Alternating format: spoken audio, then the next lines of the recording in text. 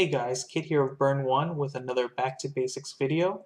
This series focuses on abusing game mechanics to become a better player. If you've been playing TCGs or Weiss for a while, some of this might be old news to you, but you're welcome to join us for a refresher. Alright, so in this video we're going to be talking about play order. Play order is something that hardly ever comes up in my opinion, especially when you're starting off in the game. You want to maximize your chance to succeed at certain effects like brainstorms and things like that. And play order is something that hardly ever comes up, but I'd like to dig into it a little bit. In this video, we're not really going to talk about everything that should be played in certain orders and stuff like that. I'm just giving you a general idea, and then you'll have to go from there to think about certain play orders and like that. So one of the most common examples in the beginning is something that's incredibly obvious because it only pertains to itself is, for example, this Yuki level 1 from Sora Online. It has the effect when it comes into play for every avatar or net character on the field, it gains 500 power. So that one's straightforward, only interacts with itself, so it's very common to most people. Of course, you want to play this as the last card if possible to gain the most power and so forth. The next effect is actually twofold, kinda. It's both these silicas are effects in Sora Online that you can abuse a little bit. So, for example, if you're looking to brainstorm, you want to play these cards first because the silica on the right, on play, look at top card, leave it there, or put it in your waiting room. And then the second, the one on the left, which is more common that everyone knows, is on play, reveal top card of its avatar, net, add to hand, and discard a card. So both these effects manipulate the deck a little bit by either showing that there is a climax on top so you can brainstorm and get the guaranteed hit, or you can remove one non-climax from your deck to increase your odds of hitting the brainstorm.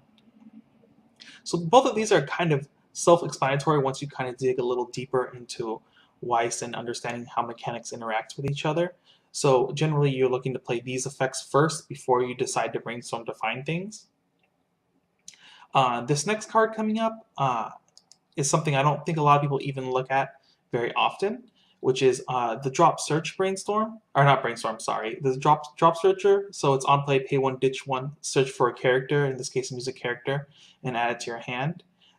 This effect also mills you one card out of your deck that is not a climax guaranteed, that increases your odds to hit a brainstorm or other effects like that. Something else to think about too with these kind of interactions where depending on the play order you can increase your odds on certain things. Another one to look at is actually the Yo level 3 from the extra booster from Sunshine. So this card, and there's other cards like this, I believe in Fate has it too, and there's a few other sets that have it, Idolmaster as well. When this card attacks, you reveal the top card of your deck, and whatever level of that card is, you deal damage to your opponent equal to that level. So in situations like this, you will either use, for example, the top check ability to see if there is going to be a level 1 or higher, so you can get some extra damage out with the Yo. And also effects that are like the drop searcher, where you pay one, ditch one, search. You can do that if you have the extra resources to look at your deck, remove another level 0 from the deck to increase your chance to hit a level 1 or higher for these burn effects like this. So if you look at play order like that, you can manipulate your odds, even if it's just like 0.5% chance. That's better chances for you to hit the effect you're looking at and win the game from it.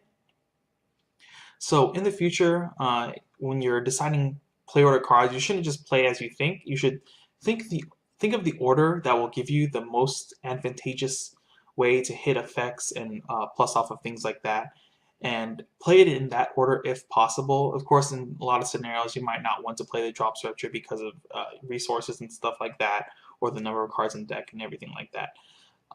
But you should take some time before you start slamming cards onto the field and decide the correct play order to maximize your chances of winning the game and hitting those effects, because the more often you hit the effect that you're looking for, the higher chance you do have of winning the game in the end. So that brings this video to an end for Back to Basics. Hopefully you guys learned something new. And I'm trying to, for the new year, we're going to try to push more of these out more often, maybe like every other week or so forth. Hope to see you guys in the next video. Have a good one.